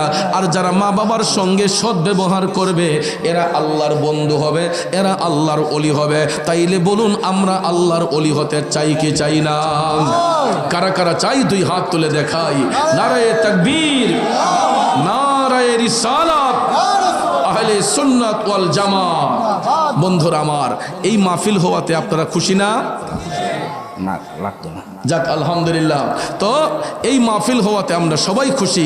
প্রতি বৎসর যাতে এই মাহফিল চালু থাকে, আমরা সবাই এই মাহফিলের প্রতি সুদৃষ্টি রাখবো, যাতে করে আমার যুবক ভাইদের মাধ্যমে প্রতি বৎসর যাতে এই মাহফিলটা চালু থাকে, কারণ এটা প্রথম বার্ষিক মাহফিল। সব সময় যাতে এই মাহফিল চালু থাকে। রাজি আছেন তো সবাই? আর এই সংগঠন যাতে ঠিক থাকে, আহলে সুন্নাত ওয়াল জামাতের এই সংগঠনকে বেগবান করার জন্য আমরা সব সময় এই সংগঠনের সঙ্গে জড়িত থেকে সুন্নিয়তকে শক্তিশালী করব, ঠিক আছে? আর অলি আল্লাহর পথে থাকবো, রসুলের পথে থাকবো, হকের পক্ষে থাকবো, ঠিক কিনা বলেন? একটু দুরূদ শরীফ পড়েন। আল্লাহুম্মা সাল্লি আলা সাইয়্যিদিনা মুহাম্মাদ নাবি শাফিয়ানা মাওলানা মুহাম্মাদ নাবিয়ানা শাফিয়ানা মাওলানা। দান করিয়ার মাতা পিতা সুখে রাইখো কবরে, ভাইরে নূরের টুপি পরাইয়া উঠাইও কাল হাসরে। আল্লাহুম্মা সাল্লি আলা সাইয়্যিদিনা মুহাম্মাদ নাবিয়ানা শাফিয়ানা মাওলানা। ও বন্ধুরা আমার, বাবাজিরা, শেখ ফরিদের কথা বলেছিলাম। শেখ ফরিদ মার সেবা করার কারণে তিনি বান্দা থেকে আল্লাহর বন্ধু হয়েছেন। আর ওই মার দোয়া যেই সন্তানের উপরে থাকে রে, ওই সন্তান কোনো ঘাটে আটকা পড়ে থাকে না। যেমন আল্লাহর ওলি শেখ ফরিদ, তিনি যখন ব্যবসার উদ্দেশ্যে বের হয়েছেন, একদিন তিনি ডাকাতের খপ্পরে পড়ে গেলেন। কিসের খপ্পরে? ডাকাতের খপ্পরে পড়ছেন। ভাইয়ার আমার, বন্ধুরা আমার, আপনারা বলেন, ডাকাতের পক্ষে খপ্পরে যদি কেউ পড়ে, ডাকাতের বেড়ে যদি কেউ পড়ে, তার কি কোনো অস্তিত্ব থাকে? যা আছে সব কিছু নিয়ে চলে যায়। কথা কোন ঠিক না বেঠিক? বন্ধুরা আমার, বাবাজিরা, আল্লাহর ওলি শেখ ফরিদ তিনি যখন ব্যবসার কাজ শেষ করে বাড়ির দিকে আসতেছেন, তখন ভাইয়ার আমার, বন্ধুরা আমার, সবাই ডাকাত দল শেখ ফরিদকে ব্যারিকেড দিল। শেখ ফরিদের কাছ থেকে মালামাল যা কিছু ছিল সব কিছু যখন তারা ছিনিয়ে নিল, এখন দেখা যায় মালামাল ছিনিয়ে নেওয়ার সঙ্গে সঙ্গে ওই ডাকাত দলগুলোর যত সদস্য ছিল প্রত্যেকের চোখ অন্ধ হয়ে গেছে। কি হয়ে গেছে? এরা অন্ধ হয়ে গেছে। এরা কিছু দেখতে পায় না, কিছু দেখতে পায় না। এখন এরা কোন রাস্তায় যাবে? রাস্তায় তো খুঁজে পায় না। শেখ ফরিদ তো ভাবতেছেন মালামাল গুলা তো নিয়ে গেছে, এখন এরা এদিক সেদিক হাঁটতেছে কেন? শেখ ফরিদ সোজা হাসতেছেন। এমন সময়ে দেখা যায় ডাকাতের দলেরা ডাক দিতেছে, এ ভাই একটু এদিকে আসো। তখন শেখ ফরিদ এদিকে আসলেন। কয় ভাই, আমরা তো কোনো রাস্তাঘাট দেখতেছি না, তুমি কে? তোমার পরিচয় বলো তো, তুমি কি? তিনি বলতেছেন, আমি ব্যবসায়ী। কয় না, নিশ্চয়ই তোমার মধ্যে কোনো না কোনো কিছু আছে। তুমি কি আমাদের উপর কোনো জাদু ছুঁড়েছো? তখন এই ডাকাত দলের লোকেরা যখন এই কথা বলল, শেখ ফরিদ রহমতুল্লাহ আলাইহি বলতেছেন যে না, যারা মুমিন, যারা ইমানদার, এরা কখনো জাদুবিদ্যায় বিশ্বাসী হয় না। মুমিন ব্যক্তি যারা হয় এরা কখনো জাদুবিদ্যায় বিশ্বাসী হয় না। তখন ডাকাত দলের সদস্যরা বলতেছে, ভাই তোমার নামটা কি একটু বলবা? কয় আমার নাম শেখ ফরিদ। কয় ভাই রে, তাইলে তুমি কি এমন আমল করেছো, কি এমন বিশেষ আমল তোমার মধ্যে আছে যে আমলের কারণে আজকে তোমার কাছে আমরা মালামাল ছিনিয়ে নেওয়ার ফলে আমরা প্রত্যেকটা মানুষ চোখ অন্ধ হয়ে গেছে, আমরা কোনো রাস্তা দেখতেছি না। শেখ ফরিদ তখন ডাক দিয়া কয়, ভাই রে ভাই, আমি আমার মায়ের একটা হতভাগ্য সন্তান। আমি যখন ঘর থেকে বের হই আমার মায়ের পায়ে সালাম কইরা বের হই, আবার যখন ঘরে আসি আমি আমার মায়ের পায়ে সালাম দিয়া ঘরে প্রবেশ করি। আমার আমল বলতে এই একটা বিশেষ আমল, আমি আমার মার অবাধ্য হইয়া চলি না, আমি আমার মার সেবার মধ্যে দাবিত হই। তখন ওই ডাকাত দলগুলা চিন্তা করলো, মা প্রেমিক সন্তান, জীবনে তো কত সন্তান দেখলাম, এই রকম মা ভক্ত সন্তান তো খুব কমই দেখলাম। তখন ওনারা ডাক দিয়া কয়, ভাই আমরাও তো আমাদের মার গর্ভ থেকে জন্মছি, মা বলেছেন চুরি ডাকাতি না করার জন্য, কিন্তু মায়ের আদেশ অমান্য করে চলি। শেখ ফরিদ কয় না, যেই সন্তান মায়ের অবাধ্য হইয়া চলে আল্লাহর অভিশাপ তাদের উপর চলে আসে, আর যেই সন্তান মা বাবার সঙ্গে সৎ ব্যবহার করে আল্লাহর রহমত বর্ষণ হয়। ডাকাত দলের সদস্যরা তখন বলল, শেখ ফরিদ, আমরা যদি তোমার মাধ্যমে আমরা যদি তওবা করে ফেলি যে জীবনে আর কোনোদিন ডাকাতি করব না, আমরা আজকের পর থেকে মার সাথে বিয়াদবি করব না, আল্লাহ কি আমাদেরকে মাফ করবে? শেখ ফরিদ বলতেছেন, অবশ্যই অবশ্যই, তোমরা যদি তওবা করে ফেলো আল্লাহ রাব্বুল আলামিন তওবাকারীকে পছন্দ করে। তখন ডাকাত দলের সদস্যরা, এদের চোখ অন্ধ, এরা যখন অনুতপ্ত হয়ে গেল, শেখ ফরিদ বললেন, ঠিক আছে তোমরা সবাই আমার সাথে পাঠ করো, লা ইলাহা ইল্লাল্লাহু মুহাম্মাদুর রাসূলুল্লাহ। এরা কালেমা পড়লো। তখন শেখ ফরিদ তাদেরকে ইস্তেগফার করালেন, তওবা করালেন। তওবা করার সঙ্গে সঙ্গে আল্লাহর ওলি শেখ ফরিদ প্রত্যেকটা সদস্যের গায়ের মধ্যে ফু দিলেন, খাস কালাম দিয়ে যখন জারফুক করলেন, দেখা যায় এরা আবার পুনরায় তাদের দৃষ্টি ফিরে পেয়েছে। এখানে অলির একটা কারামত প্রকাশ হয়েছে, শেখ ফরিদের একটা জ্বলন্ত কারামত প্রকাশ হয়েছে। শেখ ফরিদ যখন এদেরকে খাস কালামের দোহাই দিয়ে এদেরকে যখন তওবা পড়ালেন, এরা আবার অন্ধ চোখ ফিরে পেয়ে এরা আবার আলো ফিরে পেয়েছে, দৃষ্টি ফিরে পেয়েছে। তখন এরা প্রত্যেকটা লোক আল্লাহর ওলি শেখ ফরিদের কাছে বায়াত গ্রহণ করেছে। এরপরে এরা যখন বাড়িতে যাইয়া এদের মা বাবার কাছে যখন মাফ চাইতেছে, আব্বা আম্মা গো, জীবনে কত ডাকাতি করলাম, চুরি করলাম, আমাদেরকে ক্ষমা করে দেও, তোমাদের আদেশ অমান্য করে চলেছে।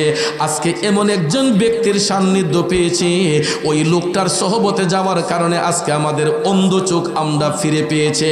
তখন মা বাবারা খুশি হইয়া বলল, যা আমরা দোয়া করতেছি আল্লাহ যেন তোদেরকে অলি বানাইয়া দেয়। তখন প্রত্যেকটা সন্তান অলির দরজা লাভ করেছে। এই জন্য মুরব্বীরা বলে, সৎসঙ্গে স্বর্গবাস, অসৎসঙ্গে সর্বনাশ।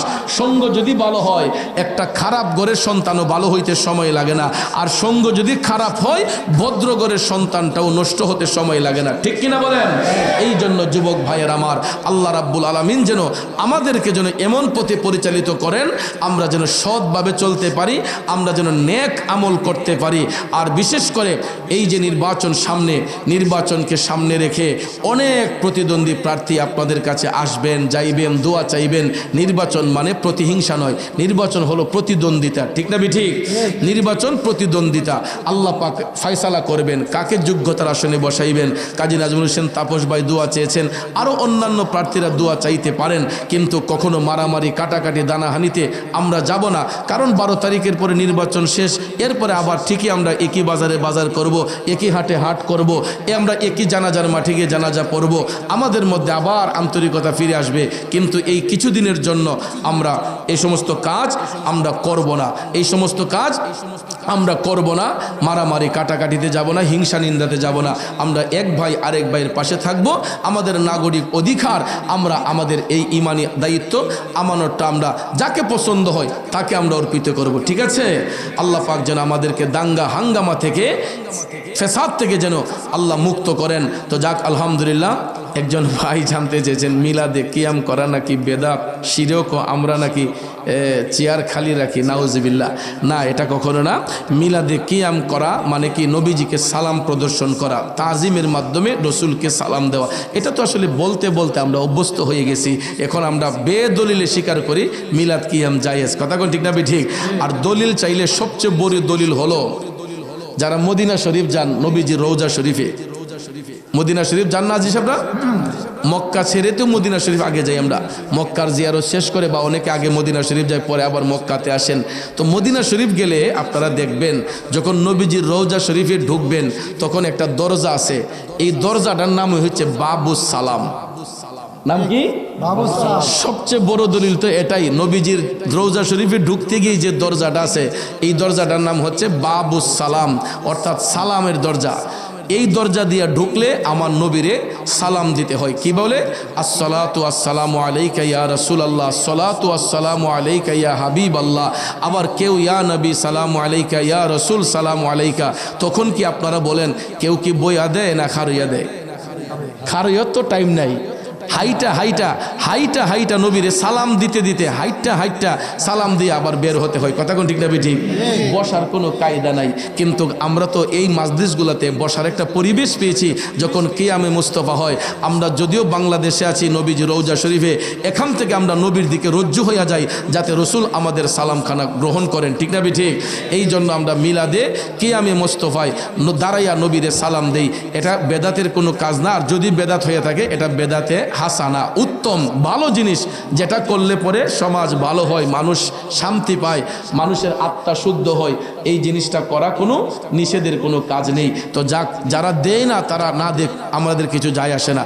আমরা দেই, আমরা কইরা শান্তি পাই, এই জন্য আমরা নবীরে কিয়ামে সালাম দেই। কথা কোন ঠিক না?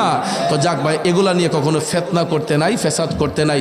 কারণ যার পছন্দ হয় সে দাঁড়াবে। যদি তার অন্তরে মোহব্বত না থাকে ওই ব্যক্তি বসুক, তা আমাদের কিছু যায় আসে না। ঠিক আছে? আমরা নবীজির দাঁড়াইয়া সালাম দিয়ে শান্তি পাই, আমরা সালাম দেব। কেউ যদি না দেয় তাকে আমরা বাধ্য করব না, কারণ এটা ওনার ব্যক্তিগত ব্যাপার। ঠিক আছে না? তো আল্লাহ পাক যেন আমাদেরকে সহি বুঝদান করে, সবাই বলেন আমিন। কারণ ইসলাম মারামারির জিনিস না, কাটাকাটির জিনিস না। ইসলাম হচ্ছে শান্তির ধর্ম, ইসলাম হচ্ছে মানবতার ধর্ম, ইসলাম হচ্ছে ন্যায়ের ধর্ম। এখানে কোনো অন্যায়, অত্যাচার, মারামারি কিছুই নাই।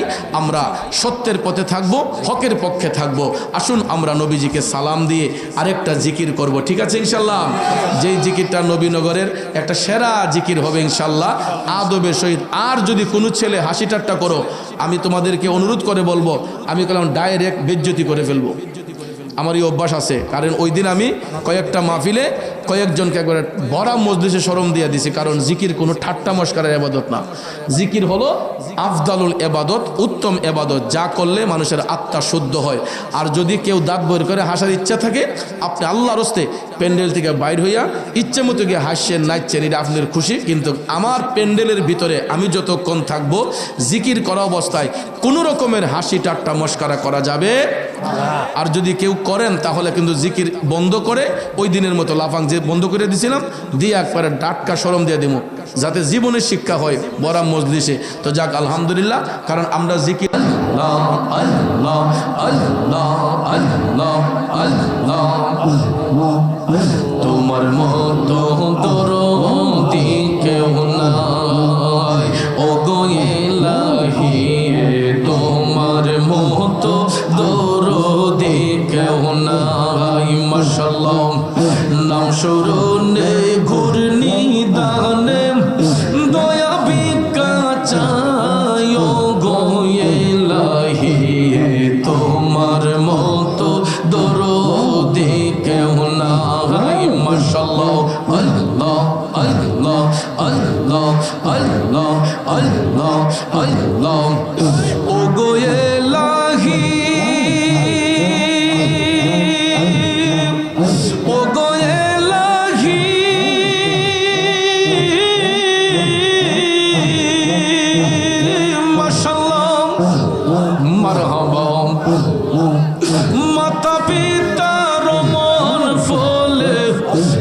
রাত্রি গর্বে পাঠাইলে জরায়ুতে দিয়াছিলে ঠাই ও গো এলাহি জরায়ুতে দিয়াছিলে ঠাই আমার মাতা পিতা টের পাইল না তোমারে আজব ঘটনা আলিমুল গাইবে আল্লাহ শায় গো এলাহি তোমার মতো দরদি কেউ নাই ও গো এলাহি তোমার মতো দরদি কেউ নাই মাশাআল্লাহ আল্লাহ আল্লাহ আল্লাহ আল্লাহ ও গো এলাহি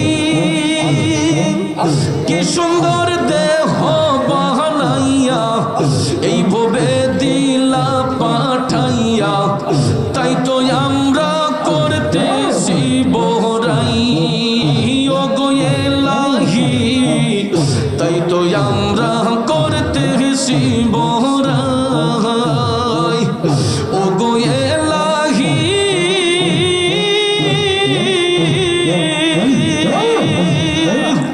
কি সুন্দর দেহ বানাইয়া এই ভবে দিলা পাঠাইয়া তাই তো আমরা করতেছি বহরাই মরণ কথা স্মরণ হয় না চিরদিন কেউ বেঁচে রই না মরণ কথা স্মরণ হয় না চিরদিন কেউ বেঁচে রই না জানি না কোন দিন মারা যায় ও গো এলাহি তোমার মতো দরদি কেউ নাই মাশাআল্লাহ নাম স্মরণে ঘূর্ণি দান দয়া ভিক্ষা চাই ও গো এলাহি তোমার মতো দরদি কেউ নাই মাশাআল্লাহ আল্লাহ আল্লাহ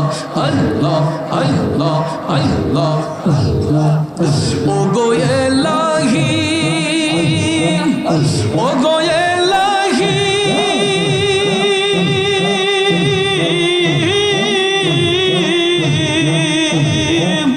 যেদিন আসবে কাল সমর কেউ করতে পারবে না বারণ মানিবে না সরকারের দোহাই ও গো এলাহি মানিবে না সরকারের দোহাই তোমার মন রং তামাশা বুঝে না পাগল দুর্বিংসা চরণ আসে তোমার গুণ গায় গো এলাহি তোমার মতো দরদি কেউ নাই মারহাবা নাম স্মরণে ঘূর্ণি দান দয়া ভিক্ষা চাই গো এলাহি তোমার মতো দরদি কেউ নাই মাশাআল্লাহ আল্লাহ আল্লাহ আল্লাহ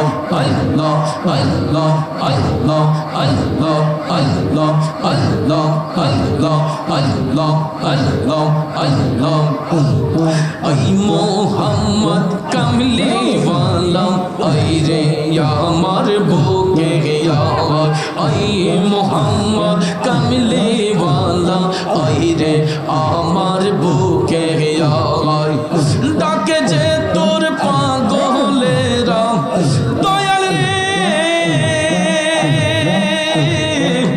ডাকে যে তোর পাগলেরা শান্তি দে মোর কোলে যায় আই মোহাম্মদ কামলি ওয়ালা আই রে আমার বুকে আই মোহাম্মদ কামলি ওয়ালা আই রে আমার বুকে আই আল্লাহ আল্লাহ আল্লাহ আল্লাহ আল্লাহ আল্লাহ চারশো রোজার গ্রহ তারা জিন ইনসানার ফেরেশতারা চারশো রোজার গ্রহ তারা জিন ইনসান আর ফেরেশতারা দিন রজনী চাইছে তারা দয়াল রে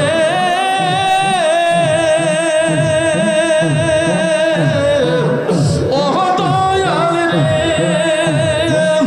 দিন রজনী চাইছে তারা ফুল তোলে দিতে গোলায় আই মোহাম্মদ কামলিওয়ালা আই রে আমার বুকে আয় আই মোহাম্মদ কামলিওয়ালা আই রে আমার বুকে আয় আল্লাহ আল্লাহ আল্লাহ আল্লাহ আল্লাহ আল্লাহ ফকির দরবেশ বাদশাহ ওলি দুলিতে সেই ফুলের কলে ফকির দরবেশ বাদশাহ ওলি দুলিতে সেই ফুলের কলে কাঁদে লইয়া বিকার ঝুলি দয়াল রে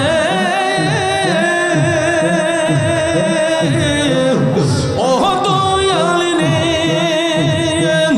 কাঁদে লইয়া বিকার ঝুলি বাস করে গাছের তলায় আই মোহাম্মদ কামলিওয়ালা আই রে আমার বুকে আই মোহাম্মদ মদিনাওয়ালা আই রে আমার বুকে আই আল্লাহ আল্লাহ আল্লাহ আল্লাহ আল্লাহ আল্লাহ নবী বিনে বান্ধব কে হো নাই গো মোমেন ভাই নবী বিনে আপন কে হো নাই মাশাআল্লাহ মারহাবা আল্লাহকে করিতে খুশি নবীর প্রেমে হও দাসী আল কোরআনে ঘোষণা দেতা আই গো মুমিন ভাই নবী বিনে বান্ধব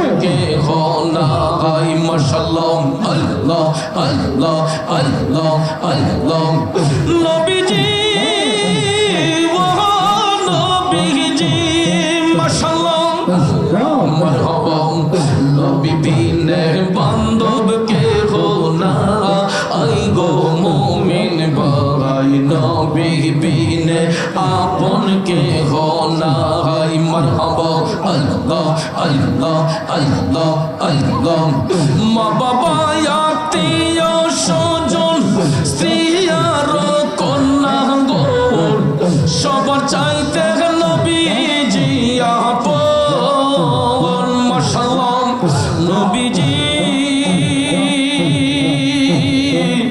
ওগো নবীজি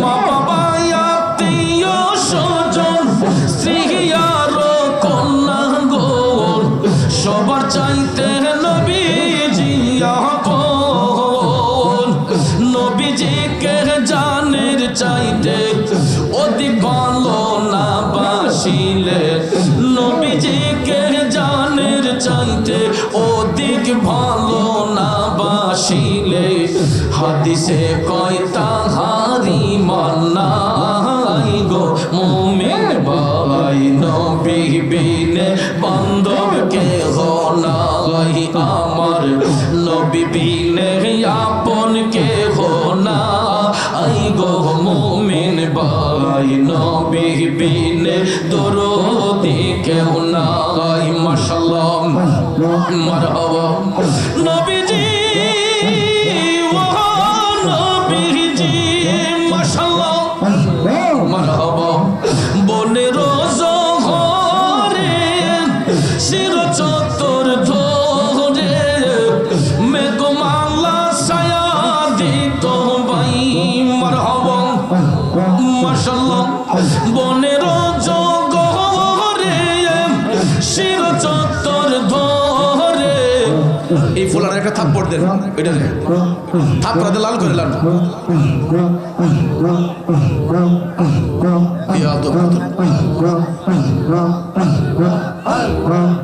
বনের জঙ্গলে শির চত্বর ধরে মেঘমালা ছায়া দিত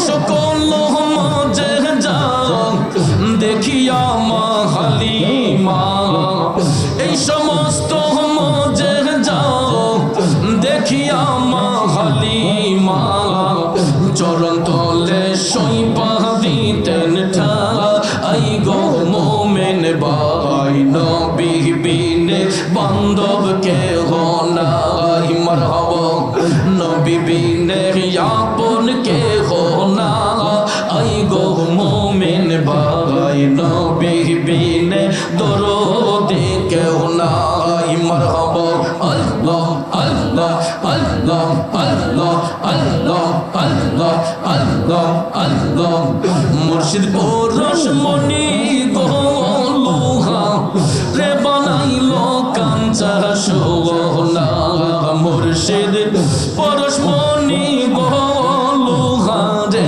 বানাইলো কাঞ্চা সোনা মুর্শিদ মুর্শিদ মুর্শিদ বইলা রে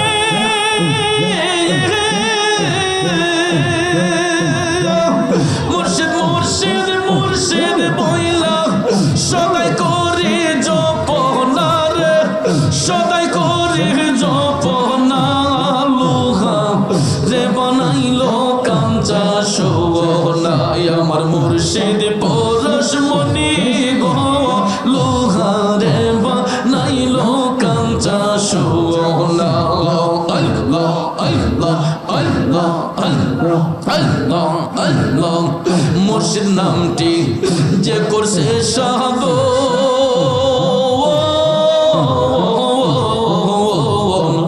বিনা দুধে দই পাতিয়া তুইলা সে মাখন আমার মুর্শিদ নামটি যে করছে সাধ বিনা দুধে দই পাতিয়া তুইলা সে মাখন মাশাআল্লাহ সেই মাখন করিলে ভোকরে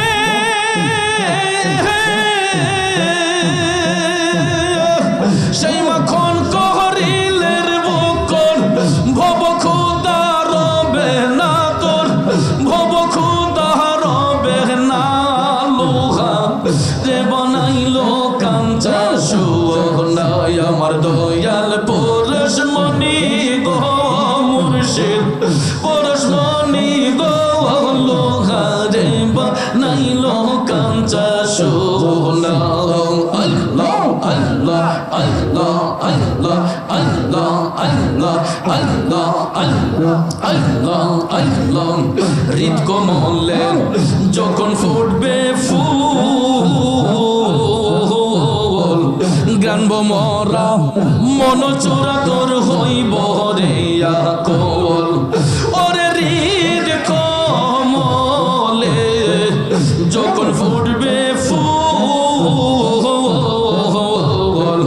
মন ভ্রমরা জ্ঞান চোরা তোর হইব রে আকল দেখলে সবই পাগল হবি রে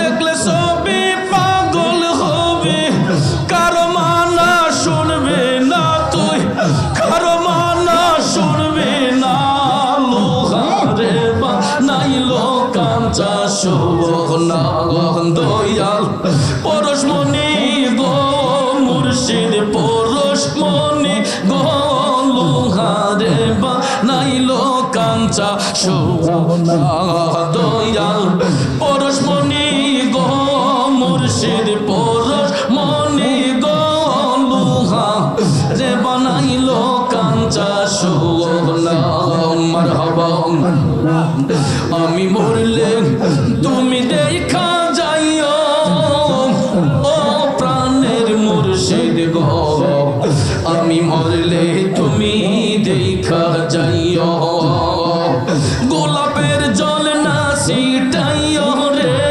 তোমার গোলাপের জল গোলাপের জল না ছিটাইও রে তোমার পায়ের ধুলি দিও ও প্রাণের মুর্শিদ গো আমি মরলে তুমি দেখা যাইও, আমি মরলে তুমি দেখা যাইও, ও প্রাণের মুর্শিদ গো, আমি মরলে তুমি দেখা যাইও। মাশাআল্লাহ, আল্লাহ আল্লাহ আল্লাহ আল্লাহ আল্লাহ আল্লাহ। মুর্শিদ আমার বলতে আমার আমি, আমার আর তো কিছু রইল না বাকি, তুমি মুর্শিদ দয়া যে করিও, ও দয়ালো মুর্শিদ আমার বলতে আমার আমি, আমার আর তো কিছু রইল না বাকি, তুমি মুর্শিদ দয়া যে করিও, ও মুর্শিদ। তুমি কাঁদাও যত কাঁদব তত,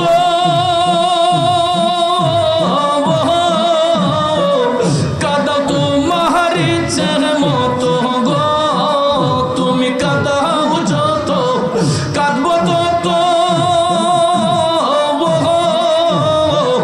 কাঁদাও তোমার ইচ্ছের মতো গো, হাসি মুখে আমায় কোলে লইও, ও প্রাণের মুর্শিদ গো, আমি মরলে তুমি দেখা যাইও। মাশাআল্লাহ, আমি মরলে তুমি দেখা যাইও, ও আব্দুল শাহ বাবা, আমি মরলে তুমি দেখা যাইও। মাশাআল্লাহ, মারহাবা মারহাবা মারহাবা মারহাবা মারহাবা।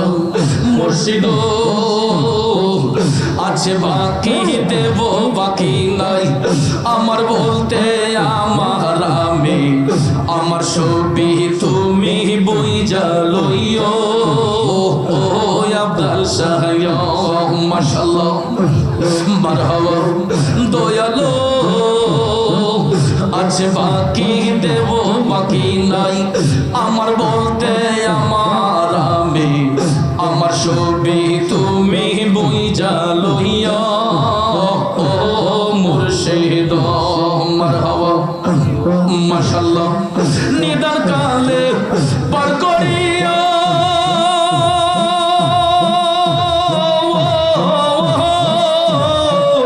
তুমি মুর্শিদ আমার হইও গো, তুমি নিদান কালে পার করিয়া, তুমি মুর্শিদ আমার হইও গো, বান্ধব হইয়া আমায় কোলে লইও, ও প্রাণের মুর্শিদ গো, আমি মরলে তুমি দেখা যাইও। মারহাবা, আমি মরলে তুমি দেখা যাইও, ও দয়াল মুর্শিদ গো, আমি মরলে তুমি দেখা যাইও। মাশাআল্লাহ, আল্লাহ আল্লাহ আল্লাহ আল্লাহ আল্লাহ আল্লাহ আল্লাহ আল্লাহ আল্লাহ আল্লাহ। ডাকলে নে জোরাইব পরাণ, তোমায় না দেহে একলে নয়নের মুর্শিদ, কর মুর্শিদ জালয় তোমার মনে। মারহাবা মাশাআল্লাহ,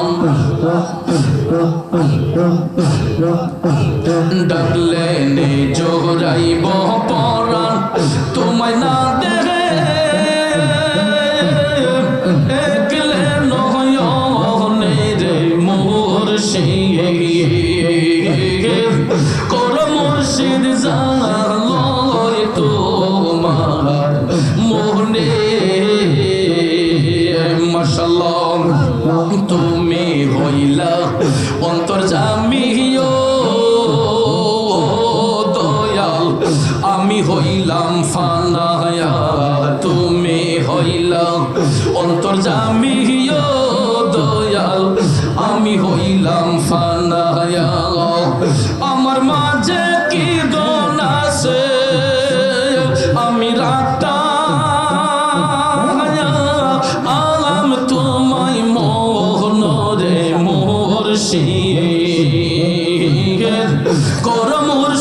জালয় তোমার মনে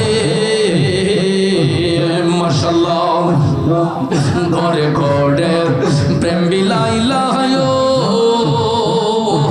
আব্দুল শাহ যাচিয়া যাচিয়া ঘরে ঘরে প্রেম বিলাইলা মুর্শিদ যাচিয়া যাচিয়া আমায় বুঝে রাখছো রে তুমি জ্বালা আইয়া পোরায়া গো মুর্শিদ মারহাবা আমায় বুঝে রাখছো রে তুমি জ্বালা আইয়া পোরায়া গো মুর্শিদ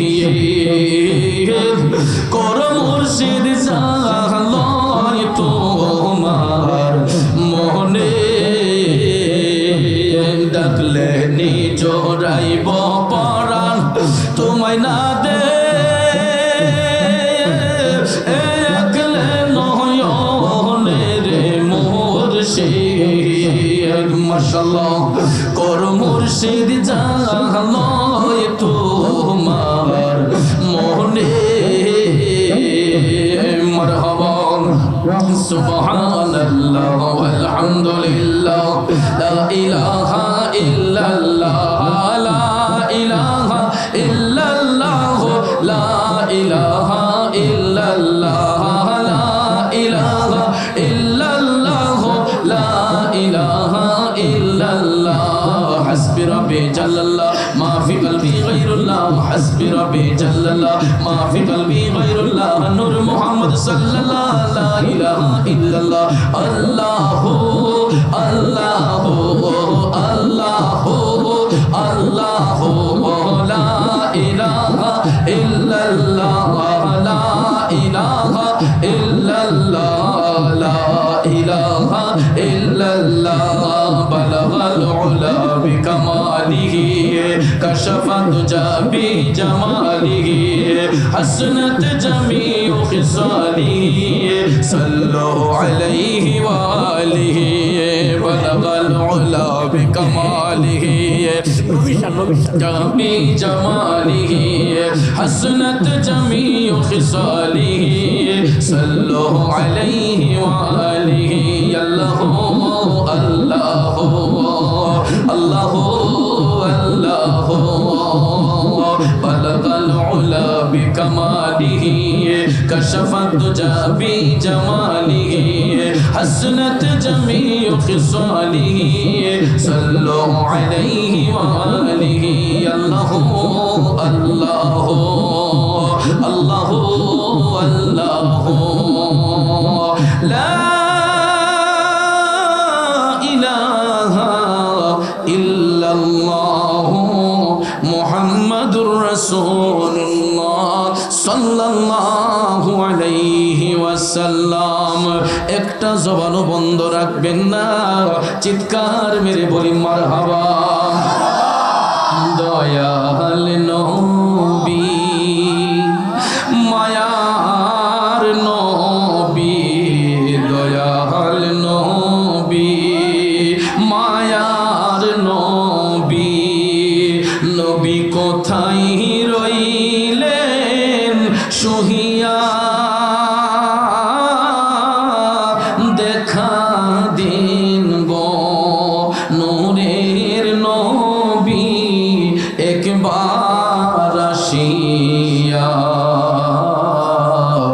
দেখা দিন গো নূরের নবী একবার আসি ও নবী গো ও নবী গো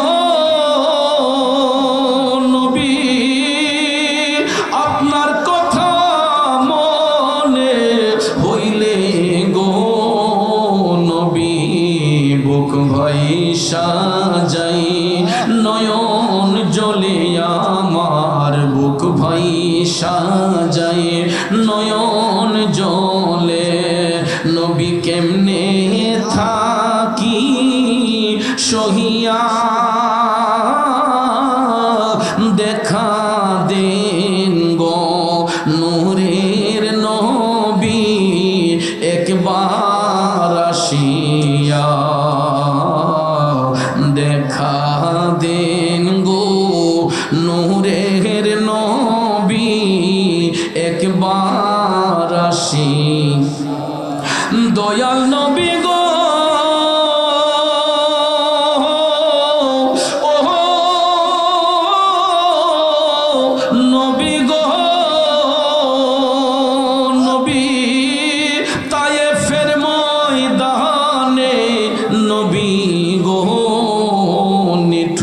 মোর কাফেরেরা পাথর মারিল গায়ে বেঈমানেরা পাথর মারিল গায়ে নবী কেমনে থাকেন সহিয়া